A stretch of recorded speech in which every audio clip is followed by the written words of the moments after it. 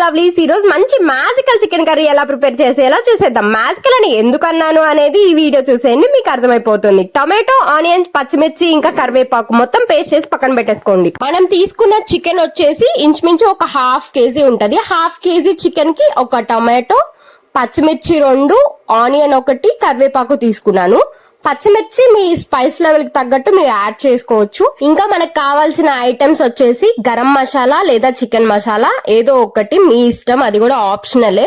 ఇంకా chicken as usual మనం chicken లేకుండా చికెన్ ఎలా చేస్తాము. ఇంకా అల్లం వెల్లుల్లి పేస్ట్, ఉప్పు, కారం, ఇంతే అన్నమాట. నేనైతే ఫుల్ రెసిపీ ఇది కుక్కర్ లోనే చేసేస్తున్నాను. చిటికలా అయిపోతుందని చెప్పాను కదా, ఆ ప్రాసెస్ చూసేద్దాము. ఫస్ట్ స్టవ్ వెలిగించి కుక్కర్ అయితే పెట్టేసుకుందాము. కుక్కర్ పెట్టేసుకున్న తర్వాత ఫస్ట్ మనం తాలింపు వేసేసుకుందాము. ముందుగా మనం ఆయిల్ ని యాడ్ చేసేసుకుందాము. ఆయిల్ యాడ్ చేసుకొని కొంచెం హీట్ ఎక్కిన తర్వాత దాంట్లో తాలింపు దినుసులు యాడ్ చేసుకుందాం. తాలింపు దినుసులు అంటే నేను ఓన్లీ ఆవాలు ఇంకా జీలకర్ర మాత్రమే యాడ్ చేస్తున్నాను. ఇంకా మీరు కావాలి ఇష్టం అనుకుంటే మినప్పప్పు ఇంకా పచ్చనగపప్పు కూడా యాడ్ చేసుకోండి, అది మీ ఆప్షనల్ అన్నమాట. నాకు ఈ రెండే ఇష్టం కాబట్టి నేను ఇవి యాడ్ చేసుకుంటున్నా. ఇంకా కొంచెం చిట్పట అంటున్నప్పుడు కరివేపాకు యాడ్ చేసేసుకున్నాను. ఇంకా మనం మూడు చితక్ కొట్టి పక్కన పెట్టుకున్న చిన్నులపాయ రెబ్బలు యాడ్ చేసుకున్నాను. చిన్నులపాయలు యాడ్ చేసుకున్నాం కదా, వాటి పచ్చి వాసన కొంచెం పోయేదాకా ఒక 1 సెకండ్ అట్లా తిప్పేసి మన మెయిన్ ఇంగ్రీడియంట్ పేస్ట్ చేసి పక్కన పెట్టుకున్నాం కదా, అది మనం దీంట్లో యాడ్ చేసేసుకుందాము.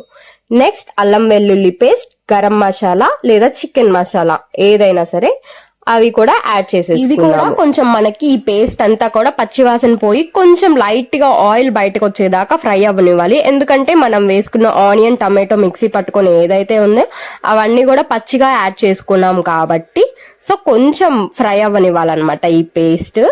దీంట్లో నేను జీడిపప్పులు కూడా యాడ్ చేసుకుంటున్నాను. జీడిపప్పులు అనేది మనం పేస్ట్ చేసేటప్పుడు కూడా యాడ్ చేసుకోవచ్చు, ఇలా కూడా యాడ్ చేసుకోవచ్చు. ఏదైనా సరే మన ఆప్షనల్, మీకు నచ్చినట్లయితే వేసుకోండి, లేదంటే దీన్ని పక్కన పెట్టేసుకోండి. ఇంకా ఇప్పుడు మన మెయిన్ ఇంగ్రీడియంట్ చికెన్ అయితే మనం దీంట్లో యాడ్ చేసేసుకుందాము. చూస్తున్నారు కదా, చికెన్ యాడ్ చేసుకున్నాను. ఇంకా దీంట్లో మీరు మెయిన్ గా కల్లుప్పు యాడ్ చేసుకోండి. కల్లుప్పుతోనే మనకి మంచి టేస్ట్ వస్తుంది ఈ కర్రీ కూడా. నెక్స్ట్ ఇంకా కారం వచ్చేసి మీ స్పైస్ లెవెల్ కి తగ్గట్టు చూసుకొని యాడ్ చేసుకోండి. ఆల్రెడీ మనం పచ్చిమిర్చి పేస్ట్ కూడా వేసున్నాం కాబట్టి దానికి తగ్గట్టు చూసి యాడ్ చేసేసుకోండి. అన్నట్టు పసుపేట మర్చిపోయాను, నేనైతే ఇప్పుడు యాడ్ చేస్తున్నాను. మీరైతే నాలా కాకుండా ముందుగానే యాడ్ చేసుకోండి, మిస్ కాకుండా. నేను మర్చిపోయాను కాబట్టి ఇప్పుడు యాడ్ చేస్తున్నాను. ఇంకా అంతే, జస్ట్ అలా మూత పెట్టేసేసి ఒక 3 విజిల్స్ వచ్చాయంటే మన మ్యాజికల్ చికెన్ కర్రీ రెడీ అయిపోతుంది.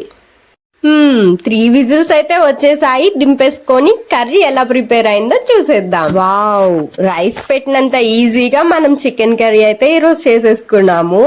చూస్తున్నారా, మంచిగా కుక్ అయింది. చికెన్ కూడా చాలా టేస్టీగా ప్రిపేర్ అయింది. ఇంకా పదండి, నోరూరిపోతుంది, లాగించేద్దాం. ఈ కర్రీని మనం బిర్యానీలో కానీ, వైట్ రైస్ లో కానీ, రోటీలో కానీ దేంట్లోకైనా సర్వ్ చేసుకోవచ్చు. అంతేకాదు సేమ్ ప్రాసెస్ లో ఒక 3 విజిల్స్ ఎక్స్ట్రా పెట్టేసుకుంటే మనకి మంచి టెండరీగా ఈ జ్యూస్ అంతా ముక్కలకు పట్టి మంచి టెండరీ చికెన్ ఫ్రై అయితే రెడీ అవుతుంది. మంచిగా రసం పెట్టేసుకొని మంచిగా అట్లా కూడా ప్రిపేర్ చేసుకోవచ్చు. నేను ఈసారి చేసినప్పుడు అది కూడా అప్లోడ్ చేస్తాను. ఇంకంతే, ఒక బౌల్లోకి సర్వ్ చేసుకొని చక్కగా కొత్తిమీరతో గార్నిష్ చేసుకోవటమే. ఈ రోజు నా చికెన్ కర్రీ రెసిపీ మీకు నచ్చినట్లయితే లైక్ చేయండి, షేర్ చేయండి, కామెంట్ చేయండి. ఇంకా అంతే, ఈ రోజు మా స్పెషల్ వచ్చేసి ఏమీ లేదు, వైట్ రైస్ లోకి మంచిగా చికెన్ కర్రీ ఇంకా ఎగ్ తో సర్వ్ చేసుకుంటున్నాము. వీడియో నచ్చినట్లయితే లైక్ చేయండి, షేర్ చేయండి, కామెంట్ చేయండి. Love you all, bye.